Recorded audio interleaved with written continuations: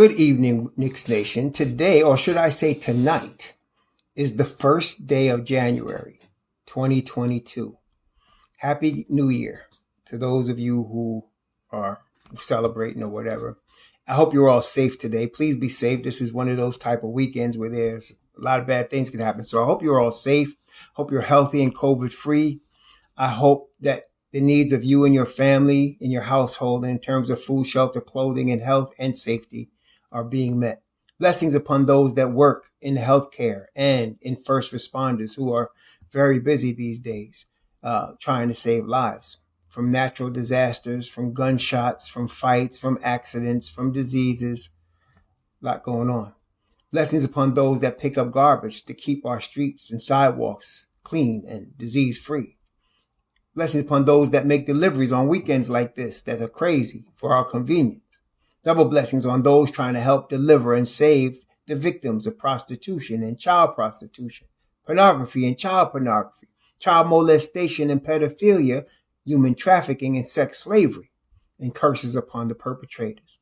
Blessings also finally upon the homeless, even now in the new year, in January, 600,000 men, women, and children without a roof over their head and millions around the world in worse conditions even right now. Blessings upon them, for theirs is the kingdom, and blessings on those who have the heart touched to help. So there was a basketball game last night. I just finished looking at the replay of the game. And I was looking at some of the comments that I got during the course of the game and after the game. Some of y'all tripping, really. I mean, look, somebody actually, and then some fool came on and said, I said they were going to win 3 straight. I didn't say that. Some of y'all need to listen to the videos and stop tripping. I guess this is the thing. Overall, let me say this. I love my Knicks Nation. And I totally understand. There's some so-called Knicks beat writers and content creators that every time the Knicks mess up, they got the toilet paper in one hand and they in the squat position in the other. And they ready to aim at the Knicks, right? And even in the Knicks Nation, there's some fools like that. Unfortunately, it's part of being in a large nation. There's Knicks Nation. So that's good. Love all y'all, whatever. It's all good. But look, man, look here. You have, first of all, let's look at the stats. The Knicks shot 12 of 22 from the free throw line. They shot 8 of 41, 20% from 3. They shot 37% from the field. And if you saw the game, they have so many wide open looking shots that even they would normally hit. That's part of it. But what was really, to me, emblematic of the spirit of the Knicks in this game was Taj Gibson. He's one of those guys that you can really read the barometer of either at least the second unit when he's in the game. He didn't have it today, man. And Taj is good as far as help, defense, hustle, right? Rebounding. Now his stats, he had, he didn't score. He had 7 boards, but you could just see he was a half a step slow. I don't know if it was fatigue. I don't know what it was, but that kind of permeated the Knicks. Now, you look at the different players like RJ Barrett. This is RJ's 4th game back, I think. It's RJ's 4th game back from the COVID, and he scores 26. You could see he was more in, and even he was 1 for 8 from 3, but he was attacking. He was more energetic. You could see that it takes some time to come back. This is a weird situation we in. Deuce McBride finds out an hour before the game that he's going to start, and this is only his 2nd game back from health and safety protocol, and he has had no practice. No practice. So I'm not surprised, that this was the result. I was hoping they would win this game. Obviously, it would have been their 4th straight. But Oklahoma City was more rested. You could see they had practice and they were ready. And tonight, that night, last Friday night, they were better than us, period. But I wouldn't make any judgments about, I had some fool talking about, I think McBride and Grimes are role players. What are you, stupid? No. This is just a bad game because it's a bad situation right now. And then, Mitchell Robinson is on health and safety now. Now, we have Nerlens Noel, Jericho Sims, and Mitch in health and safety protocol. Okay? And look, it's hitting everybody on every team. Okay, it's hit, and so the only question is when is it going to hit the rest of our guys next? We just got Julius. Well, we got. I wouldn't be surprised now. You might see Taj or Kemba get it next. Okay, because it's just hitting everybody, and then Coach Tibbs, because a lot of head coaches, some teams, the head coach got called in a health and safety protocol. The assistant take over. The assistants got it, and they on their third assistant. So it's bad out here, as far as that. And it's a combination of the health and safety coming back from it and then not being able to practice because, they're afraid of it spreading. They're trying their best to contain it. So teams aren't able to practice. So any team that gets a chance to practice even a day before a game and has a couple of players that have played 3 or 4 games after the health and safety, they're going to be ahead of the game. This is the strong survive situation. So I'm not worried too much about the Knicks surviving this. To me, we're in the worst of it right now, with Julius and Kemba. Now, regarding Kemba. Now, look, I told y'all, beginning of the season, this cat's knee wasn't going to hold up. Okay? His knee is not going to hold up. What you saw was vintage Kemba when he came back from that 3-week layoff. Okay? But that knee is done. I mean, he really, he might have to rest again for a week or whatever. That's what the Celtics had to do with him to try to preserve him. But I don't want to count on that. As far as Deuce, for somebody in that scenario, just coming back from 10 days off, no practice, haven't played the game, Wednesday for 25 minutes off the bench and now coming back tonight and starting at an hour before. I think he did really good, especially defensively. He has all the tools that I already saw that I told you I was going to make him a really good NBA player and a top defender. It's just a strange situation. So I'm not worried about him. Obi, I'm not worried about him either. Okay, he scored 5 points. He's paid 27. He didn't get the 30 minutes that I wanted him to get, but the energy, the speed, and he was missing some shots that he would normally hit going to the basket. And he was aggressive going to the basket. No, I'm not worried about Obi either. Give these cats some time to play. And like I said, give me 3 games with them playing 30 minutes at least in the games, and they'll be fine. Grimes, he was just, again, he hasn't gotten his timing back yet. He was, again, 1 for 6 from the field, which is all threes he took. It was just an off night in an off situation. This was their 4th game on the road in a row. Even in this, 4 games in a row on the road in a row. Come on, y'all. Yup, come on. So they're going to play their 5th one. Am I right about that? Because I think this is the 3rd, or was this the 3rd? Let me look at it. Let me take a look here. Let me get it accurate. I think that was their 3rd game in a row on the road that they just played. Yeah. And the 4th one is Sunday in Toronto. And Toronto is not having no spectators, apparently, because of the COVID. Yeah, so they were at Minnesota, at Detroit, at Oklahoma City, and now at Toronto. And Toronto's back at full strength. They got all their players back. So, that's going to be a real test. But I'm not worried about Deuce. I'm not worried about Obi. That was their first game starting. I think they're going to be fine. I think they're going to be just as good as I think they're going to be. We just need to be, wait a minute. I'm going to say a word that Knicks Nation don't really know anything about. Patience. Y'all going to need to be patient. Okay? I know y'all never heard it. You're saying, what's that? Patience. What's that? People making judgments of the Cats' careers, man, off one game. Oh, we're going to need 3 more years for him to get right. Come on, man. Stop tripping. Dad. No. Our dude's going to be all right. We're going to be fine. They just need time. That's all they just need, time and patience and reps. That's all. This is a really weird situation. So, this is the weirdest situation. I'm not even long in the history of the NBA. This is the only weirder situation I've seen like this was the year that the Knicks went to the finals. And that was because of the strike. Remember the strike? I had never experienced an NBA strike before like that in all my years watching the NBA. So it was weird. Then all of a sudden they came back, I think in late December, they came back to start playing that year. That was 98, 99, something like that.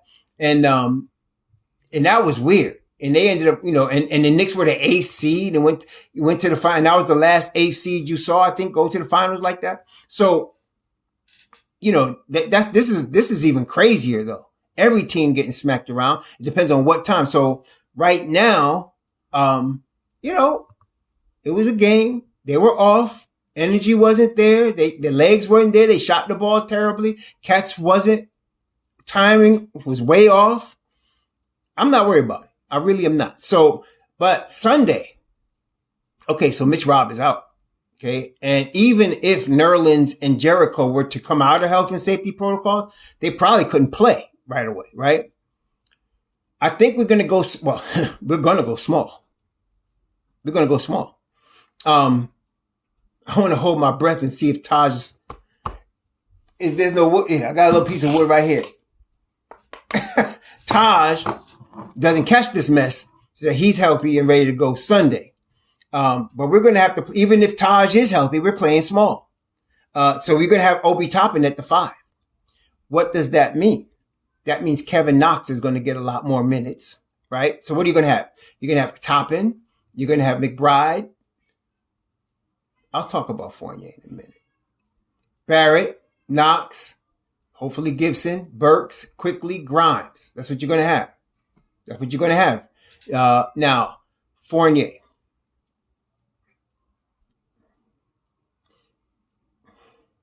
I'm not even dealing with offensively. He was 1 for 8 from the field, 1 of 5 from 3, 0 of 2 from the line. Okay, everybody was off. But the Cats defense, man. A number of times,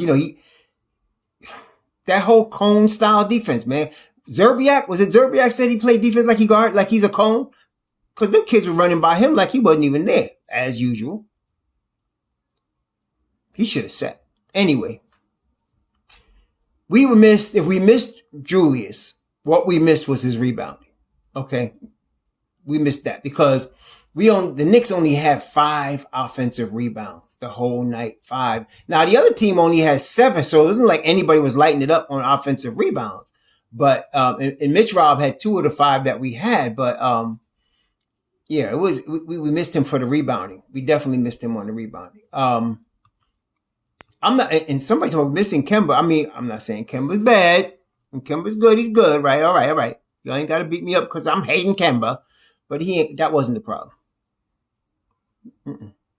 These guys are just off. They just not used to playing together like that. And then coming off of this COVID, they just not. I was hoping today. I don't know what happened today. Obviously, they got to travel from Oklahoma City to Toronto. But I'm hoping they get a practice in somewhere. If it's Oklahoma City before they leave, or in Toronto, they will get there early. If they can get a practice in, that will help us a lot. And when I say that, not talking about scrimmaging only, but I'm saying can McBride and Toppin and Burks, can we get 500 shots up somewhere? Can we get some shots up so they can get their timing? That's what I'm talking about. Grimes, can you get a couple hundred shots up so we can get some, so we can get some timing here? That's what we really need. If we could get that, we might have a chance against Toronto Sunday. It's not going to be easy. Toronto got all their guys back. Like I said, they got all their players back that they were missing, the big time players. Pascal Siakam, OG Anunoby. I think Fred VanVleet, all of them guys are back. And this is not going to be easy at all, man, against them Sunday. But I like our kids. I'm not worried about our kids based on one loss on a Friday night in the middle of a COVID in Oklahoma, 3rd game in a row on the road. Come on. No, I'm not. But tomorrow is going to be a tough game. And maybe, that's a game we need. But like I said, the key thing here is for us to really get a practice in. Pascal Siakam is back. Pascal Siakam is back. They just beat the Clippers tonight. 116-108. Fred VanVleet is back. Yeah, they back, man. Siakam had 25, Anunoby 26, VanVleet 31. Yeah, Gary Trent Jr. is back. He was out for a while. So they got their whole team back. Birch is back. All of those guys were out. So they got all their guys back. Precious Achua, Boucher, all those guys are back. They got Malachi Flynn back too. So they got their whole team back. So this is not going to be easy. But the good thing is we won't be taking them lightly. Okay. We won't be nonchalant coming into Toronto. And there's not going to be a big crowd there. So we played pretty good with the empty seats last year. So hopefully that's going to help also. So I just want us to get a practice in. If we can get a practice in, the game is tomorrow. I think it's at 3:30. It's a freaking afternoon game. So I don't even know if they're going to get a chance to practice, man. You know how that is. You got to get up. You got to get ready to go to the thing. They're going to probably have a walkthrough in the freaking hotel. So it's not like...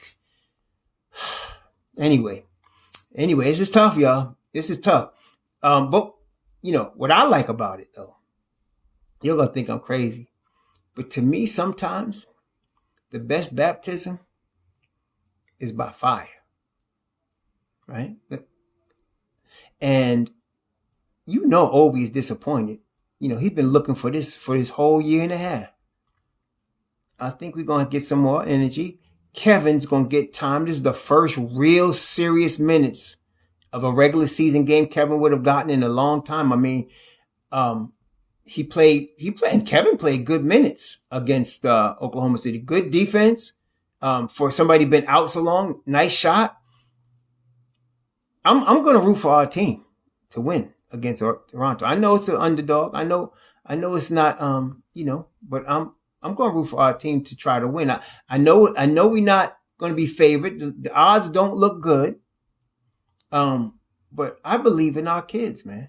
I like I said, I saw enough on that Friday night, last night's game to understand what I thought was there is there. It was just an off night, a bad situation for our guys. That's all. The talent that I believe is there, it's not a mirage. It's there. Grimes and Deuce are the real deal. No, they're not role players. They're going to be better than that.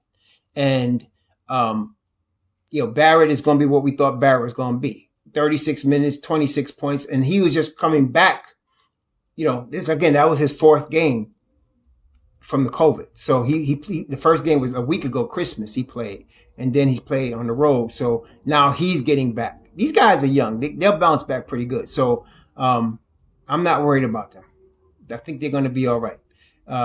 Let's baptize them in the fire. That's what I like about it. And Tibbs, Tibbs don't like this, right? I mean, nobody likes it, but I'm saying if he had a whole bunch of grizzled vets on his bench, he'd be happier. But he ain't got that. He got to play these kids, right? So I ain't worried about it. So don't jump off the cliff, y'all, in Knicks Nation. Some of y'all that got, most of y'all got common sense. We're going to be all right. We really are. I ain't worried about this at all.